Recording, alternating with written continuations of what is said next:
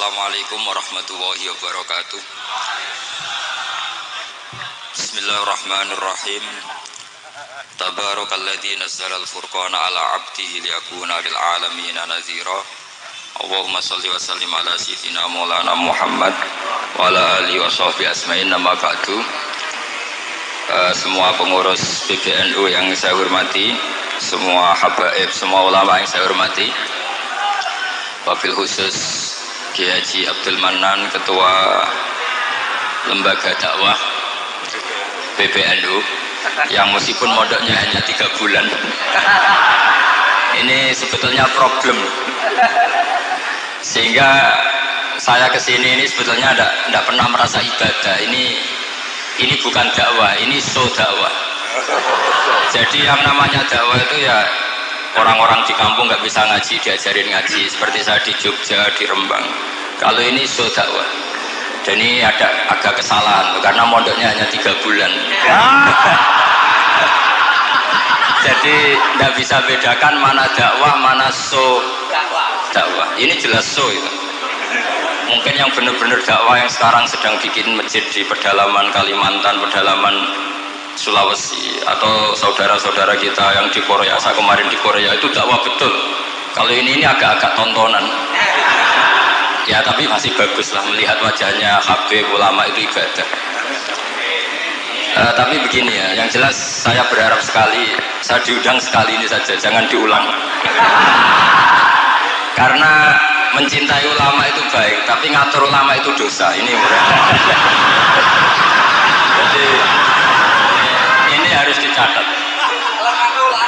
Jadi Imam Malik itu kalau diundang tuh marah, meskipun yang undang tuh seorang raja zaman itu, Harun ar-Rasyid. Beliau minta supaya Imam Malik baca Muwatta di istana untuk anak-anaknya, padahal seorang presiden mau ngajari anak-anaknya. Imam Malik marah, masyhur gitu, al ilmu yu'ta la ya'ti, ilmu disowani, orang apa ilmu yang sowan. Di mana-mana timba itu ke sumur apa sumur yang ketimba? Timba ke sumur. Ini agak kecelakaan. Pakai air pump. Air pump katanya. Sudah banyak air. Sehingga saya, kata orang banyak itu di SK-kan PBNU, tapi itu tidak pernah saya pikir. Karena saya melakukan kebaikan itu sebelum dapat SK. Saya ngajar sebelum dapat SK, saya dakwah di mana-mana sebelum dapat apa? SK. SK saya langsung minallahi ta'ala, dari Allah Ta'ala. Jadi kalau PBNU niatnya ikror bahwa orang yang sudah manfaat diangkat, itu saya terima. Tapi kalau merasa ngangkat saya, tak lawan di pengadilan. Karena saya sudah jadi kiai sebelum diangkat PBNU. Ya ini saksikan ya para muhibin saya. Jadi kalau SK itu ikror, ngakui kalau Gus Bak manfaat, saya terima. Kan hanya ikror saja, Pak. Tapi kalau merasa ngangkat dari bawah ke atas, itu tak lawan sampai apa? Pengadilan, sampai di akhirat. Tersangkanya ya yang sedang jabat sekarang. Tapi saya yakin enggak, Kiai Miftahul Ahyar itu orang alim, karena alumni Sidogiri dan menantunya Syekh Duki. Di antara gurunya itu pernah mbah mertua saya, karena istri saya orang Sidogiri. Beliau juga bisanan sama keluarga Lasem, saya ini Durriyah Lasem. Pak Said Akil juga orang alim, mbah-mbahnya juga orang alim. Baru kemarin nyocokkan nasab sama saya, buyut-buyutnya beliau itu adik buyut saya, pernah cocokkan sama saya. Gus, saya sama satu mana tua saya, buyut kamu adik buyut saya, kata saya gitu. Tapi saya tetap hormat sama beliau karena ya pernah sepuh umurnya setidaknya. Jadi saya ulang lagi, ngaji seperti ini itu sebetulnya lebih ke show, pertunjukan. Supaya pertunjukan ini tidak dosa, saya isi ngaji betulan. Tapi jangan diulang. Karena biasa ngaji rutin. Saya di Jogja tafsir Jalalain sudah juz 23. Pernah khatam hikam. Sekarang Nasohil Libat separuh. Saya ngaji di Sidogiri Itkon, di Sarang Balaghatul Quran, di Hajen Lubul Usul, tapi sarahnya yang Thariqatul Usul, sarahnya Mbak Sahal Mahfud. Jadi baru di sini ngaji bersaing sama orang yang mondok berapa? 3 bulan. Ini masalah. Masalah.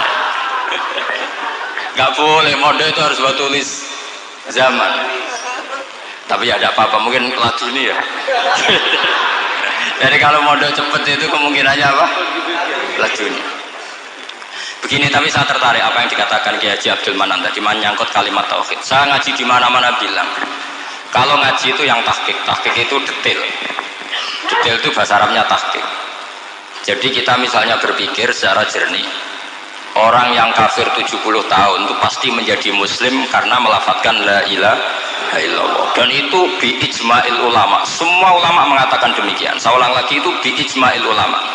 Karena mansus di Quran ada ayat qulil ladzina kafaru iyantahu yughfar lahum ma qad salaf. Kalau orang yang kafir 70 tahun bisa dihilangkan kekafirannya hanya dengan kalimat la ilaha illallah Muhammadur Rasulullah. Berarti kalimat ini statusnya apa? Penghilang kekafiran, apa? Penghilang kekafiran. Lalu ada kelompok yang mengatakan gara-gara kalimat la ilaha illallah dan pegang patok nisan itu orang menjadi kafir. Ini kan jadi paradok. Lafadz yang kita statuskan sebagai penghilang kekafiran dengan lafadz yang sama orang menjadi kafir. Itu nggak ketemu nalar. Mbok nalar paling apapun tetap nggak ketemu. Kecuali tadi ya dalilnya pokok yang ngotot tadi. Itu memang kacau itu. Tapi alhamdulillah mereka insya Allah ya sadar. Kamu jangan bayangkan mereka tidak sadar terus, berarti kamu doanya jelek. Bisa saja mereka sudah ingin sadar, berhubung digojlok ini terus gak jadi sadar. Jadi jangan-jangan salah kita karena sering gojlok sehingga yang mau sadar jadi tidak apa? Tidak sadar. Saya tadi jam 10 sampai setengah 2 masih ngajar di pondok saya ngajar tafsir masih di Rembang sana saya. Terus saya ke Semarang, Delalah Muyassar. Ya mungkin agak-agak keramat, jadi tetap jam 3:4 saya bisa ketemu Habib Umar Hafid. Saya beberapa menit ya diskusi tentang manhaj beliau, dan kebetulan saya sering belajar kitab beliau sama alumni Darul Mustafa. Meskipun saya tidak pernah ke sana, tapi saya tahu betul mazhab beliau karena al-arwah junudun apa? Mujannada. Begini, saya sering dingetikani Mbah Mun, politik tidak jelas itu bagian dari kejelasan. Ini yang perlu dicatat. Jadi politik tidak jelas itu bagian dari apa? Kejelasan. Misalnya begini, siapa yang mengira Khalid bin Walid yang sangat musuhi Rasulullah, dia panglima orang kafir ketika mengalahkan Rasulullah di perang Uhud, akhirnya Khalid bin Walid masuk apa? Islam. Begitu juga Wahsy, qatilu ahabbin nasi ila Rasulillah, pembunuh Sayyid Hamzah, akhirnya juga masuk Islam. Begitu juga Abu Sufyan, dia pemimpin besar kafir Mekah ketika perang Badar, ketika perang Khandaq, akhirnya juga Islam dan menjadi mertua Rasulullah Shallallahu Alaihi Wasallam. Dari fakta ini kemudian banyak ulama alim yang ngambil sikap itu ya coro Jawa itu anggang-anggang. Anggang-anggang itu gak tegas, tapi gak tegas dari rumusan ilmu yang detail. Saya ulang lagi, gak tegas tapi dari rumusan ilmu yang apa? Detail. Bisa saja orang yang sekarang kafir suatu saat mukmin atau muslim. Bisa saja yang sekarang sedang fasik suatu saat soleh. Bisa saja yang mondok 3 bulan roh SPB NU. Sementara yang mondok lama kadang Kiai RT. Tapi itu hanya hukum duniawi. Saya yakin yang Kiai RT ini PBNU di akhirat. Karena mondoknya lebih apa? Lama. Itu tak jamin. Saya juga berencana memimpin NU di akhirat saja, bukan di dunia. Makanya saya mohon SK itu berakhir muktamar mendatang. Karena saya sudah kiai sebelum diangkat. Makanya saya ulang-ulang, kalau pengangkatan itu niatnya ikrar, saya terima. Tapi kalau niatnya ngangkat, tak gugat di pengadilan. Ini tidak guyon, ini betulan itu. Ya, tapi ini hanya guyon saja. Nah ini penting saya utarakan teori ngaji ya. Ini saya bacakan naskah asli Sayyid Umar Hafid supaya Anda dapat barokah beliau. Karena beliau selain alim allamah, muridnya Habib Salim, juga beliau pernah ngaji kutub Sayyid Abdul Qadir Segaf di Jeddah. Juga beliau sering istifadah di beberapa kiai. Ini saya baca teks Arabnya kemudian saya terjemah. Bagi yang tidak setuju pemaknanya bisa gugat, karena saya baca Arabnya. Yang nggak setuju pemaknanya bisa gugat, tapi tak jamin kalah karena saya paham betul teksnya maknanya seperti itu. Logikanya tadi ya, ketika Rasulullah ngambil sikap tegas kepada Qatilu Hamzah yaitu Wahsy, dan ketika Rasulullah ngambil sikap tegas pada orang-orang yang mengalahkan beliau di perang Uhud, kaifa yuflihu qaumun fa'alu bi anbiya'ihim hakadha, bagaimana mereka jadi orang benar atau orang yang dapat kebahagiaan kalau mereka perlakuannya seperti Nabi seperti ini, yaitu Nabi sujawaju masyhur wa kusirat ruba, yaitu Nabi itu wajahnya terluka, gigi serinya tanggal.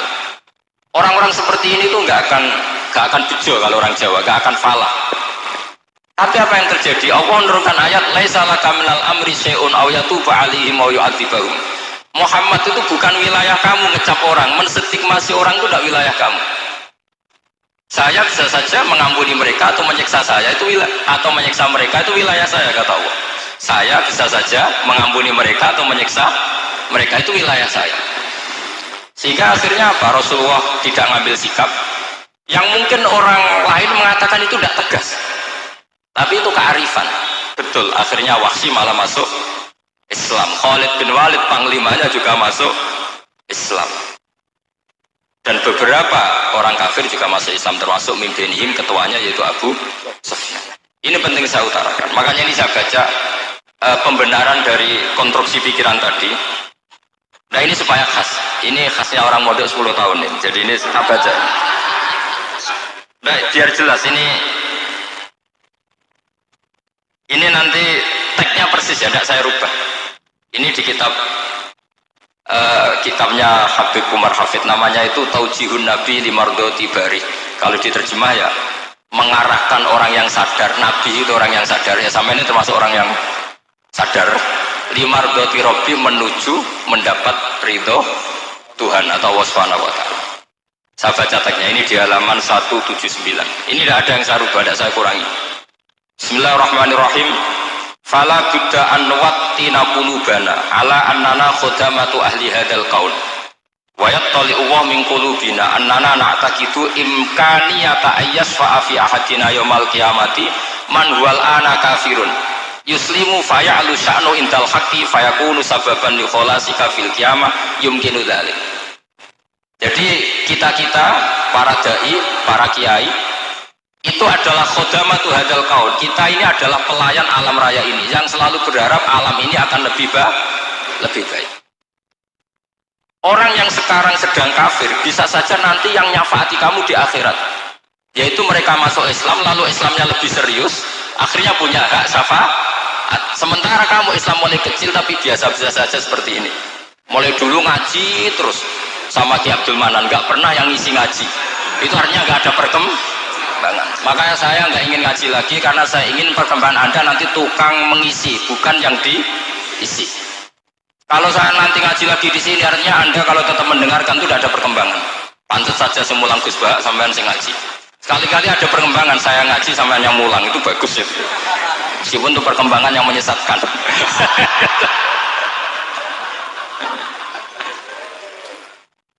Ini penting saya utarakan. Ini dawuhnya Said Umar ya.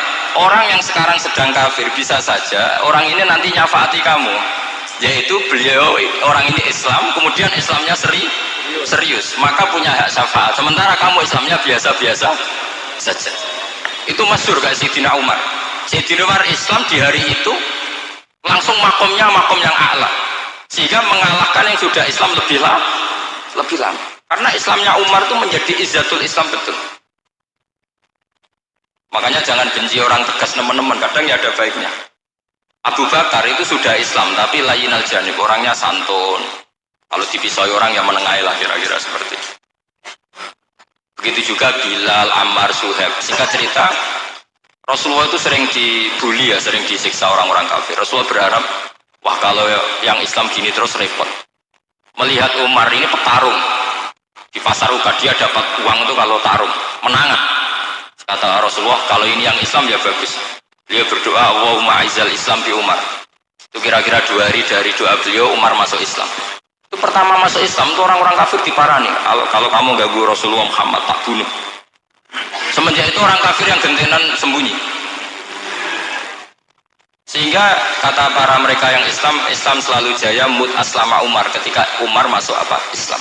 Itu dalam satu hari Islam itu Rasulullah sudah ngendikan Umar yang Islam sehari ini imannya kalau ditimbang separuh ahli dunia masih unggul sama Islamnya Umar. Nah bisa saja seperti itu. Jadi saya minta sama teman-teman yang mencintai ilmu, tidak tegas itu bagian dari ketegasan dalam ilmiah, karena kita ini tidak mengendalikan dunia, tidak mengendalikan hidayat, hanya Allah piyambak yang ngasih apa? Hidayat. Maka sikap kita laisa laka minal amri syai'un aw yatuba alaihim aw yu'adzibahum. Rasulullah yang ahabbul khalqi ilallah saja tidak boleh tegas karena semuanya potensi itu ada. Cuma kita tegas dalam kebenaran saja, tapi nggak perlu tegas dalam mengawal kebenaran. Kenapa demikian? Karena Islam ini agama yang akan dijaga Allah ila yaumil. Yang jaga Islam bukan PBNU, bukan PP Muhammadiyah, bukan kiai. Yang menjaga Islam namun Allah Subhanahu wa ta'ala. Makanya Sayyidina Umar itu kalau disuruh mikir Islam itu nggak mau betul. Masyhur itu dalam tarikh-tarikh. Umar mimpin itu sukses, banyak futuhat. Singkat cerita akhirnya orang tuh kelangenan, wah kalau Umar meninggal kayak apa ya? Sehingga Abdullah bin Umar setiap jalan-jalan tuh dibully, kalau sekarang dibully. Ya Abdullah bin Umar, bapak kamu itu gimana? Sudah sepuh mau meninggal kok tidak suksesi. Kalau saja ada orang penggembala kemudian meninggalkan kambingnya di hutan, kamu anggap orang yang mudoyi enggak, menyia-nyiakan kambing itu enggak? Ya iya kata Abdullah bin Umar. Apalagi amru hadil umat ini mau ditinggal gelanggang nanti suatu saat Umar meninggal. Boyo suksesi supaya jelas. Logika itu diaturkan ke Umar radhiyallahu anhu, ke Sayyidina Umar. Pertama Umar agak tertarik dengan logika itu. Lama-lama beliau marah. Tidak jadi. Saya tetap tidak akan istikhlaf, tidak akan suksesi. Dan saya tidak akan mikir Islam katanya. Islam akan diurus oleh Allah Subhanahu. Terus beliau ngendikan, Islam ini jalan ketika ditinggal Abu Bakar. Bahkan ketika ditinggal ahabbul khalqi ilallah akramul khalqi indallah, yaitu Rasulullah Muhammad sallallahu alaihi wasallam. Coba Islam dulu dipimpin Abdul Qadir ketua wali, dipimpin wali songo, dipimpin orang top-top. Sekarang dipimpin mondok 3 bulan jalan. Karena Islam yang ngatur Allah Subhanahu wa ta'ala. Jadi ini penting. Loh coba ustaz tuh banyak yang nggak bisa ngaji loh. Tapi ya laku ya nggak masalah. Loh saya kemarin di Korea seminggu. Itu TKI jadi khotib, ada yang jadi mufti, ada yang jadi suriah. Itu ada yang di sana jadi suriah, pulang ke kampung angon kambing lagi. Loh itu teman saya kenal. Suriah Korea. Iya suriah Korea tapi. Artinya gini, bahkan masjid semua yang di Korea itu didirikan oleh TKI dan TKW. Mereka digerakkan Allah untuk mikir agama, karena agama ini milik Allah. TKI saja mikir. Makanya ini penting, yo dakwah tapi tauhidnya sing kenceng, jangan dakwah kenceng tauhidnya kendor. Itu bahaya betul. Saya ulang lagi ya, ini dawuh Habib Umar. Jadi kata beliau, fala budda an wattina qulubana. Kita harus yakin seyakin-yakinnya bahwa semua kemungkinan itu mungkin. Makanya masyhur dalam tarikh ketika kafir Quraisy mau disiksa oleh para malaikat karena mereka sering menyakiti Nabi, kata Nabi gimana? Jangan. Saya berharap kalau bapaknya tidak mukmin, suatu saat anaknya mau mukmin. Masyhur dalam tarikh. Musuh Nabi besar siapa? Walid bin Mughirah. Punya anak Khalid bin Walid. Abu Lahab punya anak Jarrah, itu mukminah yang baik. Abu Jahal punya anak Ikrimah, itu mukmin yang baik. Di Indonesia lebih hebat lagi. Bapaknya iso maca Quran, anaknya hafid. Bapaknya udun ratamat SD, anaknya jadi dekan. Di Indonesia banyak orang nggak siapa-siapa, anaknya jadi presiden, anaknya jadi menteri. Artinya jangan karena bapaknya kafir kamu nganggap anak turunnya pasti selalu kafir. Teori itu sudah salah zaman Rasulullah. Yaitu Walid akhirnya punya anak Khalid, Abu Lahab punya anak Jarrah. Terus siapa? Abu Jahal punya anak siapa? Ini penting saya utarakan karena dakwah kalau terlalu semangat nanti kalau menghilangkan tauhid bahaya. Tetap innal huda. Uni Soviet kayak apa? Mengkooptasi negara-negara sekelilingnya sampai jadi Zuni.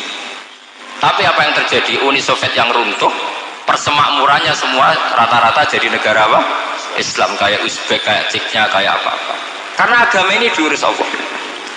Sehingga kalau tapi kamu ngitmai agama nggak apa-apa. Makanya istilahnya Habib Umar khodama itu pelayan, nggak apa-apa. Kita ngitmai agama itu nggak apa-apa. Dengan ngitmai terus mikir nggak apa-apa. Tapi jangan mikir yang merasa kalau kita mati, wah nanti agama ini kukut karena saya mati. Kamu itu siapa? Agama Islam ini tidak pernah dipasrahkan kamu.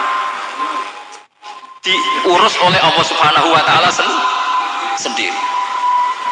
Sehingga ketika Wali Songo meninggal, agama ini tambah kuat sampai sekarang. Kecil saya itu kalau pengajian susahnya bukan main, harus izin sana sini. Sekarang setiap pengajian polseknya datang, polresnya datang, nggak ada intel, nggak ada apa. Padahal kiai dulu sama kiai sekarang itu kira-kira alim mana? Raden kiai dulu. Mbah Hasyim Asy'ari itu ngarang kitab sampai dibaca di Yaman. Saya sering baca juga kitab beliau, Risalatu Ahli Sunnah wal Jamaah. Kiai sekarang mau terjemah aja kadang salah memahami. Tapi ya Islam tetap jalan karena Islam ini dikawal, dijaga oleh Allah Subhanahu wa Ta'ala. Maka kalau dalam cerita tarikh sirahnya Ibnu Ishaq itu, tauhid itu penting.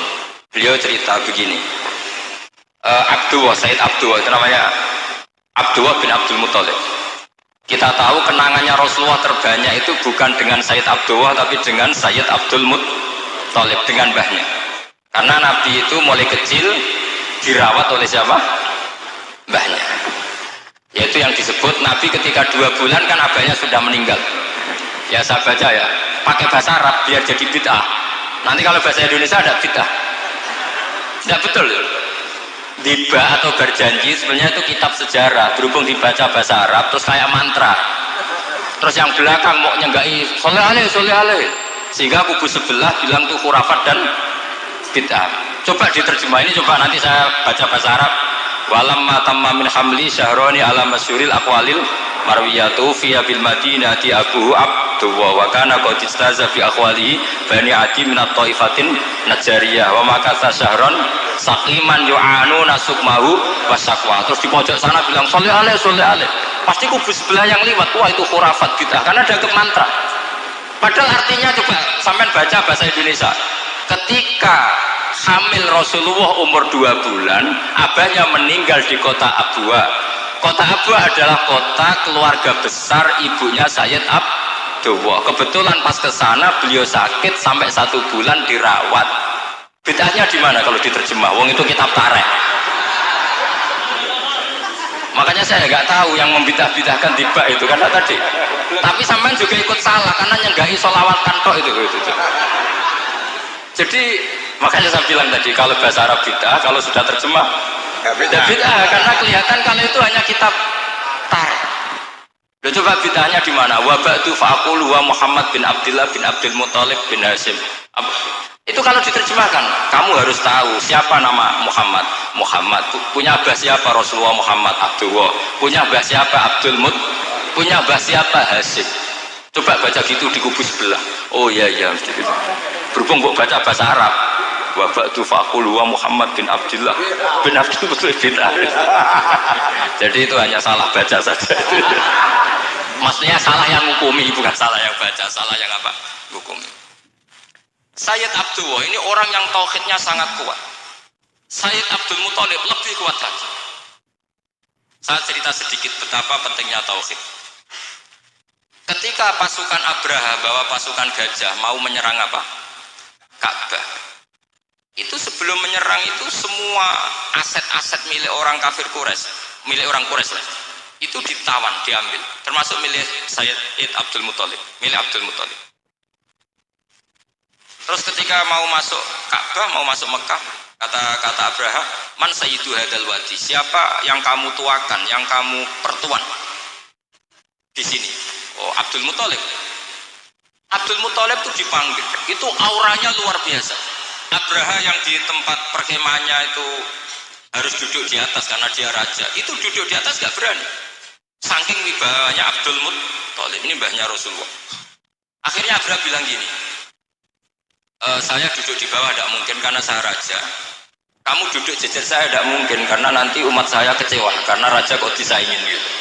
Ya sudah, sambil berdiri-diri kita ngomong. Akhirnya Sayyid Abdul Muthalib tadi diomongin gini, saya itu tidak ingin merusak orang-orang Mekah, orang-orang Quraisy. Saya hanya kecewa punya tempat ibadah dikencingi, diberakin sehingga saya mau merubuhkan Ka'bah. Tapi dengan damai, nggak ada perang.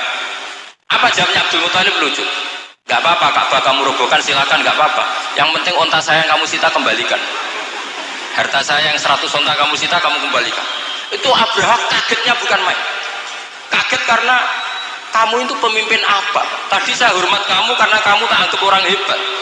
Hadhil Ka'bah dinu abaika. Ini Ka'bah itu agama kamu. Pas saya hancurkan kok kamu tenang-tenang saja. Padahal pas mau saya hancurkan kamu tenang-tenang saja, malah tanya unta kamu itu gimana? Apa jawabnya Abdul Muthalib? Inna lihadal baiti rabban hamahu. Sebab Ka'bah itu ada yang punya dan pasti akan melindungi Ka'bah. Tapi kalau unta itu milik saya, ini urusan saya, ini unta. Jadi inna lihadal baiti rabban hamahu itu tidak milik saya, itu ada yang punya. Ya sudah, biar yang punya aja yang jaga, itu udah urusan saya. Akhirnya unta dikembalikan, aman deh, untung double. Terus akhirnya dia ke Ka'bah. Fa'akhudha bi halaqatil bab. Karena dulu apa itu? Halaqatil bab. Karena dulu itu yang dipakai apa itu? Pegangan itu bentuknya apa? Bulat. Makanya diistilahkan halaqah apa? Bulat. Kalau sekarang halaqah ilmiah itu seminar. Iya. Benar. Halaqah itu buruhi lain lagi. Iya. Pegang terus bilang gini, kata Abdul Muthalib, ya Allah, Ka'bah ini mau dihancurkan oleh Abraha. Ka'bah ini milik kamu. Saya mau ke gunung, mau melihat apa yang kau lakukan terhadap orang yang mau merusak. Terus Abdul Muthalib bilang ke umatnya, wa ya qaumi, ayo kita ke gunung melihat ma fa'ala rabbuna, apa yang akan dilakukan Tuhan kita terhadap orang yang mau menghancurkan Ka'bah. Jadi santai saja, santai. Terus Abdul Muthalib naik gunung sama orang-orang Quraisy. Abraha datang mau merusak Ka'bah, terus terjadi alam taro kaifa fa'ala rabbuka bi ashabil fil. Itu melihat. Dan betul Ka'bah dijaga Allah. Islam juga gitu. Ketika Islam dikooptasi Uni Soviet, semua ulama, semua wali perasaannya hanya nunggu kehancuran Uni Soviet, karena pasti agama ini dijaga Allah. Saya setiap sholat, setiap munajat ketika baca Rabbana lakal hamdu bil samawati wa mil'ul ardi. Dulu saya iskal itu janggal. Ya Allah, engkau zat yang layak dipuji, yang pujian itu memenuhi langit dan bumi. Pikiran saya kalau bumi ateis itu mujinya kayak apa? Tapi Masya Allah, ketika saya datang di Korea, bumi ateis, ternyata di sana banyak masjid, banyak tasbih, bahkan ada sakduna di sana. Karena Allah sudah ngendikan lakal hamdu mil'us samawati wa mil'ul ardi. Dan sekarang nyata, semua bumi ateis, bumi apa saja, ada tasbihnya, ada tahmidnya. Makanya sadaqallahul azim ketika ngendikan sanurihim ayatina fil afaq walladzi arsala rasulahu bil huda dinil haqqi liyuzhirahu 'ala dini kulli. Makanya saya mohon sekali bahwa agama ini harus kamu khidmah. Tapi enggak boleh kamu pikir. Atau dibaliklah, khidmah maka memikir. Tapi tidak usah GR bahwa agama ini diserahkan sampean. Saya juga gak ridho. Agama kok diurus orang-orang kayak gini, kayak apa nasibnya? Jadi ini penting, karena rata-rata kiai alim itu udah jelas. Terus oleh orang-orang yang nggak pernah ngaji itu, wah ini nggak jelas, nggak tegas. Islam itu harus tegas. Maksudnya tegas itu kayak apa? Tegas itu di wilayah kita. Kalau istri kamu mau diperkosa orang itu boleh tegas, itu wilayah kamu. Tapi kalau hidayat itu wilayahnya Allah Subhanahu wa Ta'ala, kita tidak pernah tahu. Bahkan yang sudah Islam saja, nyuwun sewu, itu nggak ada jaminan mati husnul.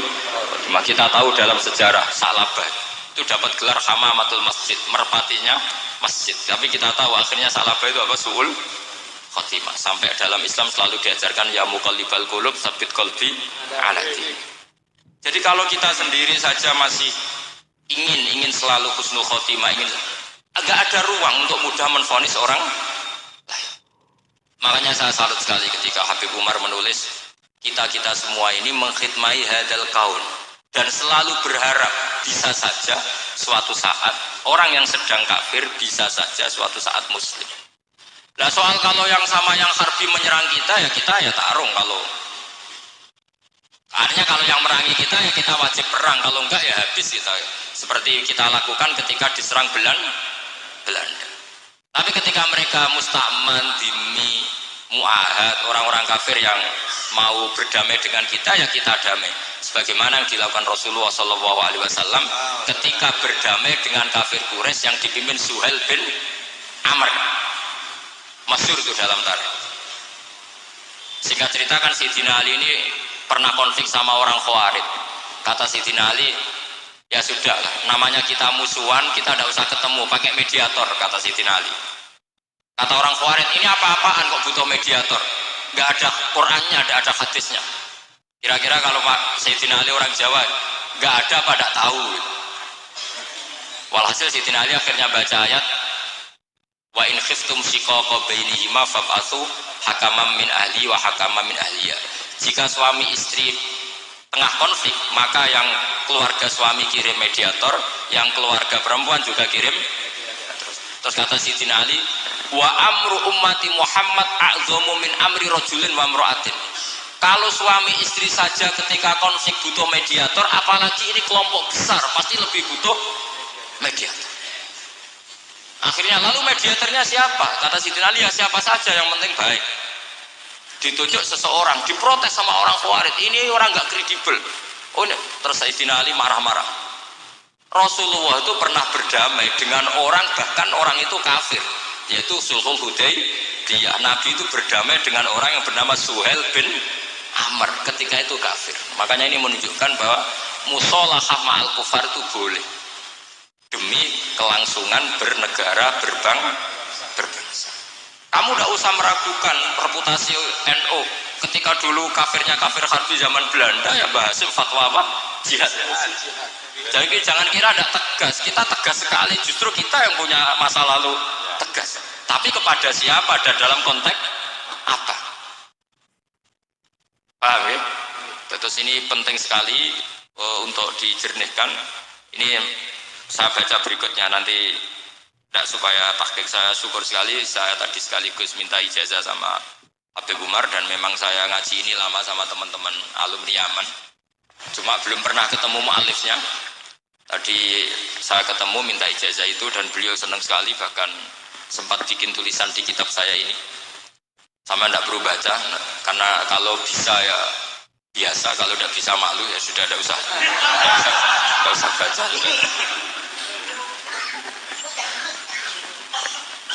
Terus ini kata beliau, ini masih saya teruskan. Nahnu min hadhil intilaqah naktasibu thabatana wa quwwata yaqinina. Wa illa fa fil ardi mu'aridun wa muntaqidun wa mukhalifun min akhyarin wa asyrarin, sholihin wa fasikin, muslimin wa kuffar. Kalau kamu punya satu metode ilmiah, metode dakwah, kamu harus siap, karena pasti ada yang menentang. Yang menentang itu ya mulai orang soleh, tidak soleh, orang macam-macam. Jadi kalau sudah punya manhaj, memang dari awal harus siap apa? Ditentang. Jadi misalnya PBNU punya kebijakan apa, ya sudah siap saja dibully. Itu pasti itu, karena nggak ada manusia semua suka, semua benci.